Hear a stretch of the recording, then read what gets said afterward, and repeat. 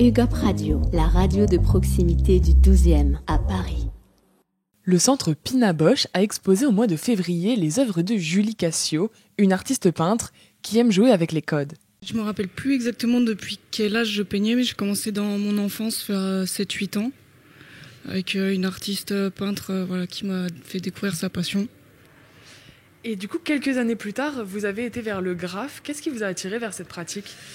En fait, très tôt aussi dans l'enfance, dans mon quartier en banlieue, je voyais des bâtiments qui étaient tout colorés, de dessins, de tags, et je comprenais pas. En fait, mes parents m'avaient interdit de dessiner sur les murs, donc je comprenais pas pourquoi il y avait des gens qui se permettaient de faire ça, en fait. Et donc j'étais vraiment très attirée par ces bâtiments. J'avais très envie d'aller les visiter, des choses abandonnées. Bon, bien sûr, j'avais pas le droit. Et du coup, en fait, au collège, j'ai un copain qui s'est mis à dessiner sur ses cahiers, des tags et tout ça. Et en fait, j'ai commencé à faire comme lui. Et on s'est tous les deux mutuellement motivés pour graffer ensemble, faire des murs et tout. Donc ça, c'était vers l'âge de 14 ans. Donc là, j'en ai 27. Donc ça fait 13 ans que je fais du graffiti à fond, tout le temps, quoi. Et qu'est-ce que ça procure comme sentiment ? Quelle différence il y a quand on peint sur une toile et quand on peint sur un mur ? C'est vraiment pas la même chose pour moi, dans le sens où la toile, moi je suis venue vraiment dessus en fait à partir de l'école des Beaux-Arts, dans laquelle je suis rentrée. Donc de part du fait que je faisais du graffiti, j'étais très intéressée par l'art, la peinture de manière générale. Donc pour moi, la toile c'est vraiment un truc entre guillemets académique et classique. Donc déjà c'est un cadre, donc c'est entre guillemets fermé, on peut pas vraiment dépasser les limites, alors qu'un mur, déjà au niveau de l'amplitude de l'espace, c'est quelque chose de beaucoup plus grand. Donc il y a une gestuelle différente, aussi des outils généralement, de la bombe ou des choses comme ça, des gros rouleaux. Donc pour moi c'est vraiment deux mondes différents. Et du coup dans mon travail artistique, j'essaie un peu de relier les deux en fait. De faire de la peinture dans mon graffiti ou un peu de graffiti dans mes peintures. D'accord. Et justement, comme vous le disiez, vous avez eu une formation académique. Est-ce que c'est une rencontre entre deux mondes ? Comment est-ce que l'un a pu inspirer l'autre ? Effectivement, pour moi, c'était vraiment une rencontre entre deux mondes parce que donc j'avais très peu de culture artistique en entrant en école d'art.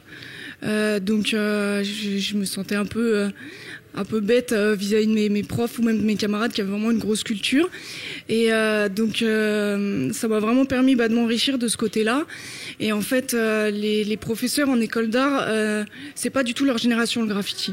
Ils comprennent pas, ils trouvent que c'est pas de l'art. En tout cas pas de l'art contemporain.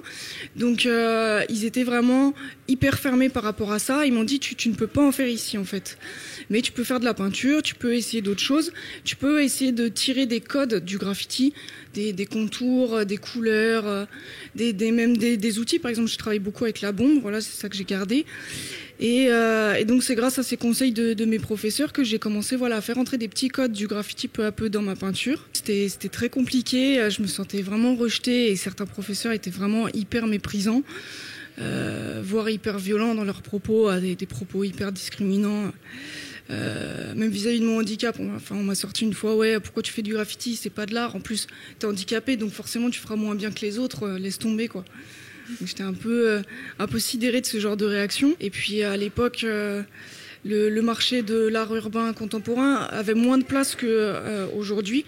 Et c'est vrai que là, ça a eu une montée assez fulgurante avec des artistes hyper reconnus qui ont vraiment une vraie cote. Et en fait, c'est un marché à part entière, différent de l'art contemporain. Et c'est vrai que maintenant, ça a plus une place. Je pense que même les prochaines générations d'artistes, professeurs, il y a beaucoup de jeunes gens maintenant dans les écoles d'art qui sont des graffeurs. Donc forcément, d'une certaine manière, ça finira par être accepté, entre guillemets, dans les écoles. Mais pas sous la forme pure du graffiti, sous cette espèce de forme mélangée avec les codes et tout ça, quoi. Moi, je fais beaucoup de paysages, donc je pense que les points de départ, c'est en fait ce que je vois pendant des voyages ou des trajets, par exemple en train ou sur les grandes vitres. On a déjà un format un peu allongé de paysage où on a par exemple des couchers de soleil, des couleurs assez magnifiques. Donc j'essaye de prendre des photos. Si je peux pas sur le coup, d'essayer de graver l'image dans ma mémoire. Et c'est ça qui m'inspire, des voyages. Ça peut aussi être un peu des éléments du quotidien, un bel objet, une couleur à tel endroit, une pochette d'album, de musique, plein de petites choses en fait. Pour moi des belles choses avec des belles couleurs. Il faut vraiment qu'il y en ait une qui attire mon attention, mon œil qui soit voilà, bien pétante, bien vive. Et après, j'essaie souvent de travailler avec ce qu'on appelle les couleurs complémentaires, donc du orange pour le bleu, du violet pour le jaune, des choses qui vraiment sont aux antipodes en fait, et d'essayer de les faire travailler ensemble.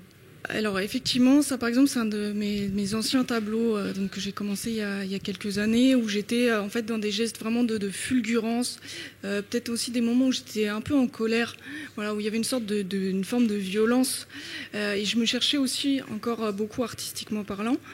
Alors qu'effectivement, dans l'autre salle, ce sont des choses qui sont beaucoup plus récentes, beaucoup plus posées. Voilà, maintenant, je suis diplômée, je sais où j'en suis au niveau de ma peinture, je sais où est-ce que j'ai envie d'aller, ce que j'ai envie d'essayer. Je suis beaucoup moins, je pense, peut-être stressée, beaucoup plus posée, en fait. Et c'est pour ça que, au niveau des formes, des traits, voilà, je pense que les choses sont plus apaisées. Ça se voit au niveau des lignes, voilà. Agnès Varda disait justement en parlant de nos paysages intérieurs que si on l'ouvrait elle, il y aurait des plages. Est-ce que si on vous ouvrait vous, il y aurait des couchers de soleil ? Ah, clairement, je pense. Ça représente quoi pour vous, le coucher de soleil ? Tout le monde aime les couchers de soleil, je pense. C'est vraiment quelque chose, enfin, voilà, qui est magnifique au niveau des couleurs, mais aussi des dégradés. Il peut y avoir des nuages. Et c'est assez poétique en soi. Je pense que c'est apaisant. Et dans un quotidien, par exemple, qui peut être un peu morose ou un peu gris dans la ville, le côté urbain, voilà, qui est un peu monotone.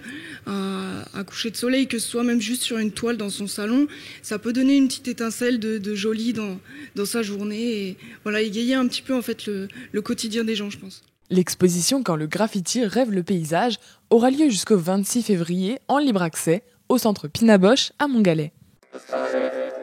UGOP Radio, la radio de proximité du 12e à Paris.